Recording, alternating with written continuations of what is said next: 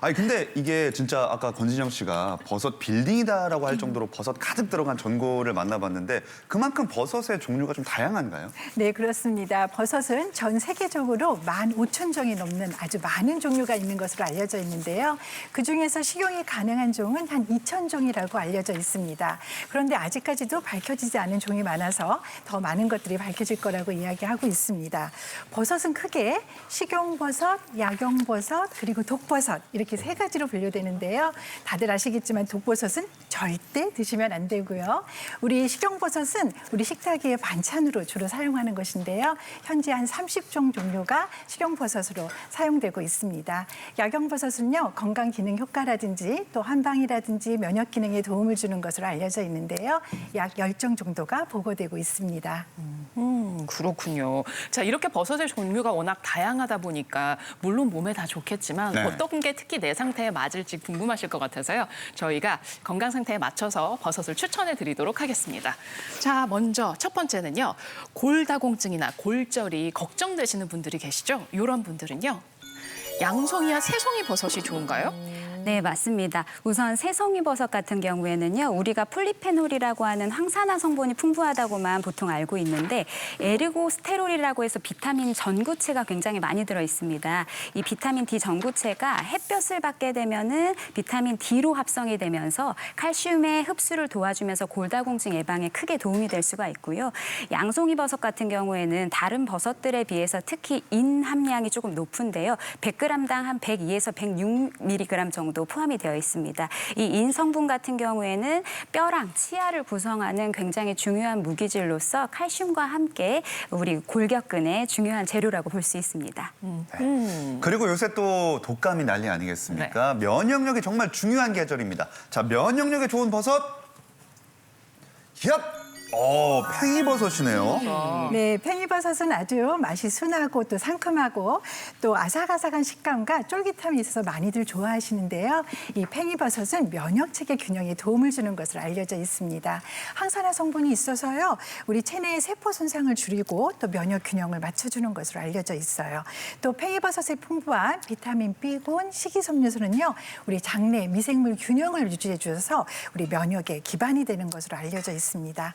요즘처럼 기온이 떨어질 때요, 감기 예방을 하거나 또 각종 호르몬 분비를 조절하는 데 도움을 주는 것으로 알려져 있습니다. 저 조금 전에 약간 목이 가라앉았는데요. 네. 이 차를 먹고 나니까 다시 괜찮아졌습니다. 그래요? 네. 자, 감기면 독감 걱정되시는 분들은 면역력 생각해서 팽이버섯 많이 드시면 좋겠네요. 네. 자, 다음은요. 혈압과 콜레스테롤을 높아서 걱정되시는 분들은요. 어떤 버섯일까요? 표고군요. 네, 표고버섯 워낙에 향미와 영양 모두 다 풍부하죠. 이제 신선한 표고버섯 드시면 약간 순한 흙맛이 나기도 하고 질감이 굉장히 좋아가지고 고기 대용으로도 우리가 많이 사용하는 식재료인데요. 표고버섯 같은 경우에는 칼륨이 풍부해서 고혈압을 조절하는 데 도움이 조금 많이 된다고 하고요. 표고버섯 자체가 가지고 있는 에리타데닌이라고 하는 성분이 있습니다. 이 성분은 간에서 콜레스테롤 대사를 원활하게 해서 나쁜 콜레스테롤을 낮추는 데 효과가 입증이 되었고요. 뭐 일본이나 대만 이런 그 아시아 계통에서 이 표고버섯을 고지혈증 저하 식품으로 많이 사용을 한다고 합니다. 이 버섯의 종류가 워낙에 많다 보니까 저희가 질환별로 가장 좋은 버섯을 추천해드리고 있습니다. 자, 마지막 보겠습니다. 혈당이 높은 분들은 동충하초 드디어 아까 봤던 그 버섯이네요. 네, 그렇습니다. 동충하초는요, 이 이름 그대로 겨울동, 벌레충, 겨울에는 벌레의 형태로 있다가 여름하, 풀초, 여름에는 풀과 같은 버섯으로 변한다라는 이름 뜻을 가지고 있습니다. 겨울에는 벌레 안에 숨어 있다가요, 여름이 되면은 이 벌레 밖으로 이렇게 곤봉 같은 모양의 버섯이 올라오는 모습 그대로 이름에 담은 모습입니다. 그래서 이 표고버섯처럼 이 뚜껑과 기둥 형태가 아니고요, 이 실처럼 올라오는 자실체가 굉장히 특징적입니다. 그런데 이 동충하초는요, 자연에서 발생은 매우 드뭅니다. 고산지대에서 곤충 한 마리당 하나 정도 나오기 때문에 자연적으로 채취하는 것은 거의 불가능합니다. 그래서 요즘은요, 인공 재배하는 방식이 많이 적용이 되고 있는데요. 이때 활용되는 배지로는요, 대두라든지 그다음에 현미, 보리, 감자, 그다음에 곤충 분말 같은 것들이 배지로 쓰이는데 이 중에서도 대두 배지가 특히 주목을 받고 있습니다. 대두는요, 단백질, 아미노산, 지방 함량이 많기 때문에 균사의 성장이 좋고요. 그리고 동충하초의 주요 성분인 코디세핀이 합성되는 데 있어서도 양질의 단백질 공급이 중요하기 때문입니다. 그렇게 이 덕분에 요즘에는 이 식물성 원료를 기반으로 하는 안전하고 균질한 동충하초가 대량 생산이 가능하게 되었습니다. 저는 혈당에 좀 민감한 게 저희 아버지가 당뇨이시고 저도 이번에 건강검진을 했는데 공복혈당이 좀 높게 나와가지고 또 걱정이 되거든요. 근데 이 동충하초가 어떻게 혈당 관리에 도움이 되는 걸까요? 네, 그렇습니다. 이 동충하초에 특히 들어있는 코디세핀이라는 성분은요, 인슐린이 혈당 조절을 잘 할 수 있도록 도와주는데요. 그래서 인슐린 저항성을 감소시켜줍니다. 그러니까 같은 양의 인슐린이더라도 혈당 조절을 더 잘 할 수 있게 도와주는 것입니다. 그리고 두 번째는요, 이 동충하초 성분이 간에서 과도하게 포도당이 생성되는 것을 조절할 수가 있기 때문에 공복 혈당을 잡는 데도 도움이 될 수가 있습니다. 그리고 이 동충하초 성분은요, 이 포도당을 분해 이용하는 효소를 조절할 수 있는 능력이 있습니다. 그렇기 때문에 식사 이후에 혈당이 갑자기 급상승하는 혈당 스파이크를 완만하게 조절하는 효능이 있습니다.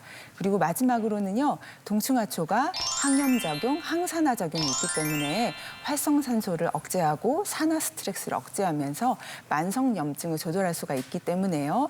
대사가 안전하고 안정이 되면서 혈당을 조절하는 능력도 좋아지게 됩니다. 오, 그렇군요. 자, 각자의 건강 상태에 맞는 버섯 맞춤 처방해드렸고요. 이번에는 티벗 한번 상황 보고 올게요. 권진영 씨. 네, 수요일의 티벗캐스터 권진영입니다. 오늘도 많은 분들이 티벗에 함께해주고 계시는데요. 그럼 댓글부터 확인해 보도록 하겠습니다. 투명님께서 권진영님 밀당하시네요. 히히. 버섯차는 어떤 버섯인지 알고 싶어요. 좀 있으면 알게 되겠죠? 하셨습니다. 밀당을 제가 여기서 하고 있습니다, 여러분. 모르시는 것 같은데 아무리 봐도. 알고 있다니까 지금. 아, 네, 집중해 주시고요. 네. 그리고 소라소라님께서 버섯 무척 좋아하는데 열심히 메모하면서 시청 중입니다. 라고 댓글 남겨주셨습니다. 자, 그럼 제가 티벗 퀴즈도 준비했거든요. 첫 번째 퀴즈 드리도록 하겠습니다. 버섯은 물로 씻으면 영양소가 파괴된다. O일까요? X일까요? 두 번째 퀴즈입니다. 버섯은 구울 때 고이는 물이 나오잖아요. 이 물은 영양가가 많다. O일까요? X일까요? 세 번째 퀴즈입니다.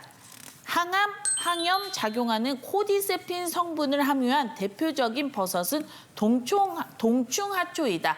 O일까요? X일까요? 네, 계속해서 방송 보시면 정답 맞히실 수 있습니다. 그럼 퀴즈도 꼭 맞춰주시고요. 댓글도 많이 남겨주세요. 티벗캐스터 권진영이었습니다.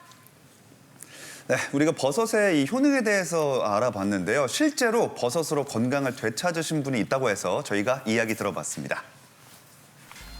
경기도 성남시.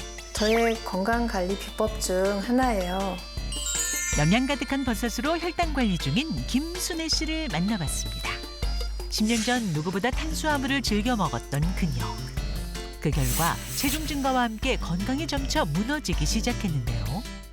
피로감도 계속 가시질 않고 물을 계속 먹어도 갈증이 가시지도 않고 병원에 가봤더니 당화 혈색소가 6.4가 나왔더라고요.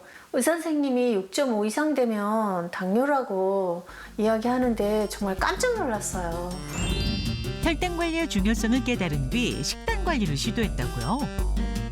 가장 먼저 탄수화물을 줄였는데 버섯은 식이섬유가 풍부하고 또 포만감도 좋고 종류도 다양해서 버섯을 자주 먹기 시작했어요. 꾸준한 버섯 섭취 후 마침내 정상 범위에 도달한 혈당 수치. 김순애 씨의 혈당을 관리해준 버섯밥상 함께 살펴볼까요? 첫 번째는 바로 표고버섯을 활용한 요리입니다.